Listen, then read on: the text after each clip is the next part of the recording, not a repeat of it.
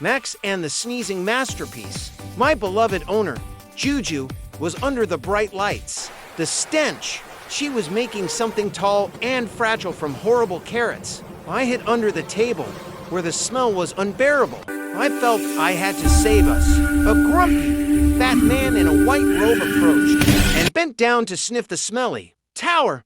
This was my chance. A draft pushed me.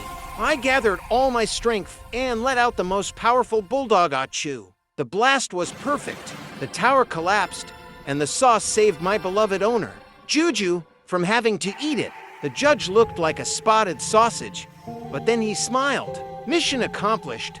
No more carrots. Today is Max, who has shown us the art of chaos